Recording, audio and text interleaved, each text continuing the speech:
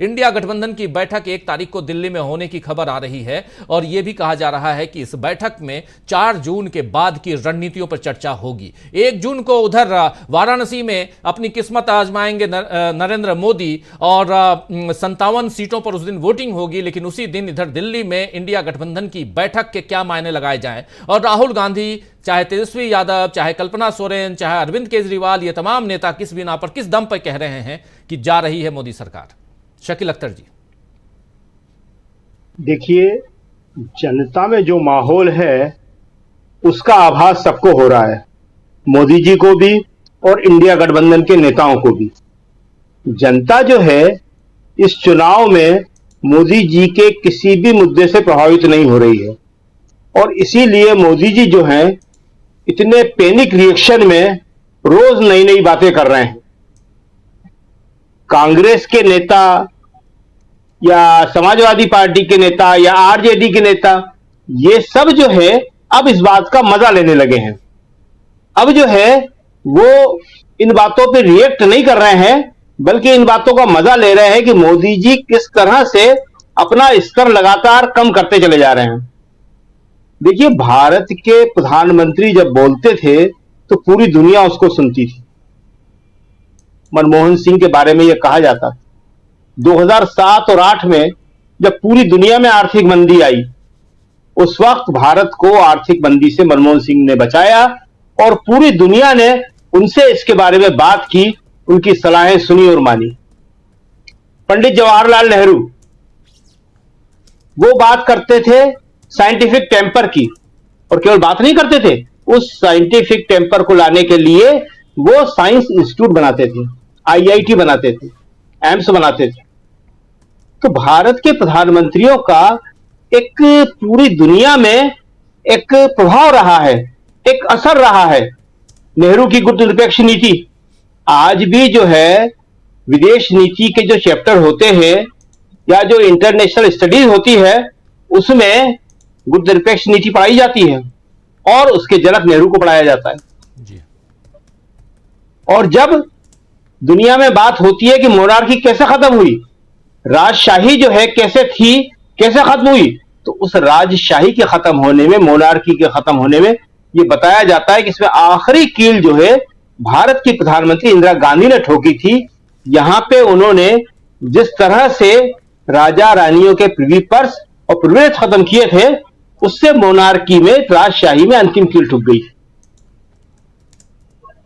लाल बहादुर शास्त्री, जय जवान जय किसान, तो भारत के प्रधानमंत्रियों की आप कहां तक बात करेंगे।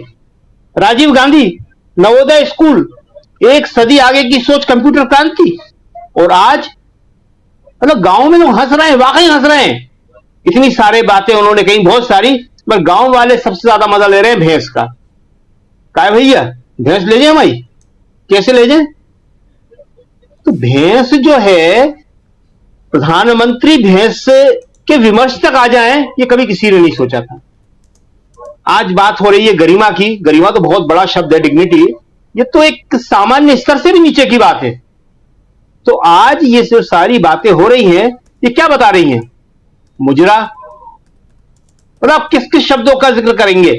अभी जो कल प्रियंका गांधी बोल रही थी तो उन्होंने नाम तक नहीं लिया, कहने लगे इतना भटक गए हैं, इतना बहक गए हैं कि मैं उनका नाम लेना नहीं चाहती। भारत के प्रधानमंत्री का अपमान हो रहा है, हमें लग रहा है हमारा अपमान हो रहा है। प्रियंका गांधी का जिक्र आया तो आज इस चुनाव में शकील जी, जिन नेताओं 1 तारीख को जो बैठक है, ये बैठक क्यों होने जा रही है, जरा ये बताइए। फिर आप जो अपनी बात कर रहे हैं उस बात को भी आगे बढ़ाइए, लेकिन ये बहुत इंपॉर्टेंट है कि इंडिया गठबंधन 1 तारीख को बैठक करने जा रहा है, पहली बात। दूसरी बात, राहुल गांधी, तेजस्वी यादव, अखिलेश यादव, कल्पना सोरेन, ये तमाम नेता, अरविंद केजरीवाल अब खुल के बोलने लगे हैं कि लिख कर रख लो, 4 जून को ये सरकार जा रही है। किस दम पे और क्या कुछ होने जा रहा है 1 तारीख को। 1 तारीख की बैठक जो है ये कोऑर्डिनेशन के लिए है, क्योंकि चुनाव के दौरान ये सारे नेता मिल नहीं पाए थे। ये लोग आपस में जिस तरह की तय होता है, बात होती है कि कहां क्या स्थिति रही, कैसी रही, चुनाव का संचालन कैसे हुआ और हमें 4 जून को क्या करना है, 4 जून को हमारी स्ट्रेटेजी क्या होना चाहिए, 4 जून को नतीजों के बाद हमें कैसे काम करना है, क्या करना है। तो ये सारी की सारी इन चीजों के ऊपर ये बैठक होने वाली है, बहुत महत्वपूर्ण बैठक है। और इसमें यही सारी बातें होंगी कि हमें सचेत रहना है और जो काउंटिंग है, काउंटिंग वाले दिन अपने कार्यकर्ताओं को ज्यादा से ज्यादा अलर्ट मोड में रखना है ताकि कोई गड़बड़ी ना हो पाए। अब जो है सबसे ज्यादा खतरा इसी बात का है कि काउंटिंग के दिन मतगणना केंद्रों में कहीं नतीजों के साथ हेराफेरी न की जाए। जो अभी पिछला चुनाव हुआ था बिहार के अंदर, तो बिहार में तेजस्वी यादव को मतगणना केंद्र में हराया गया था। बाहर से वो जीत के आ रहे थे, लेकिन काउंटिंग के अंदर हर जगह कहीं 100 वोट से, कहीं 200 वोट से, कहीं 500 वोट से, आपको याद होगा रात भर काउंटिंग चली थी जी। ईवीएम में कहते हैं 4 घंटे में खत्म हो जाती है, बार बार रिजल्ट बदले गए। और तेजस्वी यादव को पिछला चुनाव जो 2000 में हुआ था विधानसभा चुनाव, उसमें तेजस्वी को हरा दिया गया था 2020 में। इस बारे में 2020 में हरा दिया गया था। तो देखिए इस बार जो है सबसे ज्यादा लोगों को जो शंका है वो चुनाव आयोग के ऊपर ही है। अभी दिल्ली के अंदर चुनाव हुए, देश की राजधानी में चुनाव हुए, और देश की राजधानी का दिल जो चांदनी चौक है वहां पे लोगों को वोट नहीं डालने दिया जा रहा था। वहां पे खुद प्रत्याशी जयप्रकाश अग्रवाल, उनके बेटे मुदित अग्रवाल वो खड़े हुए थे, लेकिन 4-4, 5-5 घंटे से लोग लाइन में खड़े हुए थे। गर्मी में कोई व्यवस्था नहीं थी और लाइन को आगे नहीं बढ़ने दिया जा रहा था। तो इस तरह से चुनाव करवाए जा रहे हैं। आप देखिए ये सारी चीजें जो हैं बहुत महत्वपूर्ण चीजें हैं। नौतपा शुरू हो गए हैं। नौतपा का मतलब साल के 9 सबसे गर्म दिन, इनमें चुनाव कराने की क्या जरूरत थी? चुनाव आयोग काहे के लिए है? चुनाव आयोग इसके लिए है कि वो मतदाताओं को सुविधा दे। और स्थिति क्या है? अभी आपको दिल्ली की हम लोधी कॉलोनी की बात बताते हैं। अभी आज ही हम वहीं थे, बहुत सारे लोग आए थे, करीब 650 लोग, उनके नाम वोटर लिस्ट से गायब थे। 650 लोगों के नाम। दिल्ली के अंदर चुनाव आयोग क्या कर रहा है? आप चुनाव की एक लिस्ट नहीं बना पाए ठीक से। आप बात करते हैं आधार जो है जिसके ऊपर सारा केंद्रित है वो मनमोहन सिंह ने बनाया था। 10 साल हो गए आपको, आप एक वोटर लिस्ट ऐसी नहीं बना पाए जिसमें कोई गड़बड़ी नहीं हो। जाने हमारे कितने लोग, कितने दोस्त कहते रहे कि हम नाम ढूंढते रहे, नाम नहीं मिल रहा था। क्यों? आज आधार में कोई गड़बड़ी है? कोई नहीं कह सकता।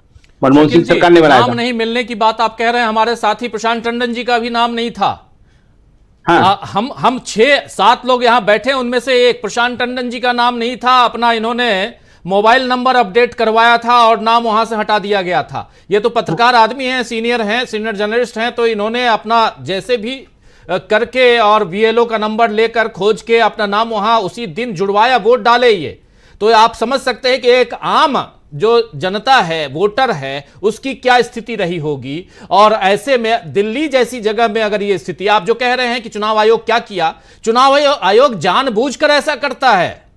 आप जो बात कह रहे हैं कि चुनाव आयोग, जरा आप डिप्लोमेटिक वे में बात कर रहे हैं, मैं समझ रहा हूं, लेकिन यहां डिप्लोमेटिक वे को थोड़ा किनारे रखिए। और इसलिए यह कह रहा हूं, सब्यसाची दास की वो रिपोर्ट आपको याद होगी, अशोका यूनिवर्सिटी के एसोसिएट प्रोफेसर सब्यसाची दास, जिनको निकाल दिया गया 2019 पर। उन्होंने 2019 के चुनाव पर उन्होंने जो थीसिस लिखी थी, जो रिसर्च किया था, उस रिसर्च में यही तो था। उसमें सबसे बड़ी बात यह थी कि वहां से कई लोगों के नाम हटा दिए गए, काट दिए गए। वैसे वोटर्स जो आपके लिए फ्रेंडली नहीं हैं, वो आपको वोट नहीं देते, वैसे वोटर्स के नाम काट दिए गए। तो यही जो आप कह रहे हैं, 650 लोग आए, लोधी कॉलोनी की बात आप बता रहे हैं। अब मतदान हो गया दिल्ली में, खत्म। इसलिए परिस्थितियां बदलती हुई दिखाई देती हैं। शकील जी,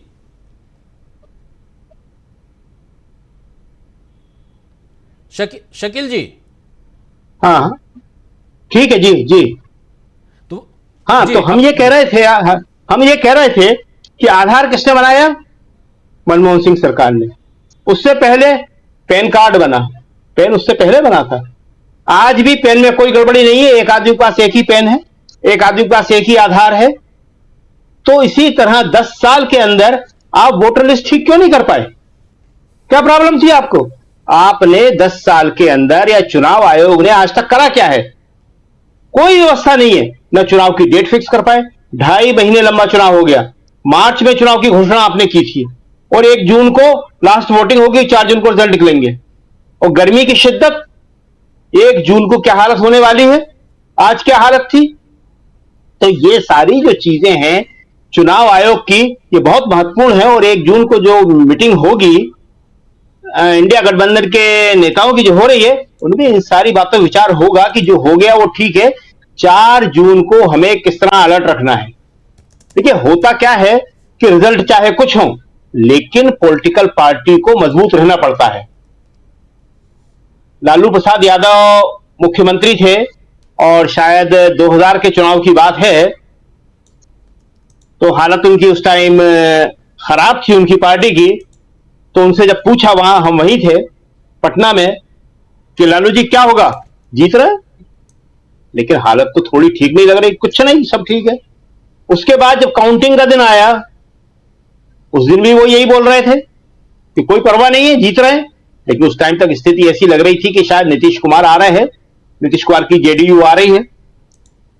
वो दिन भी निकल गया।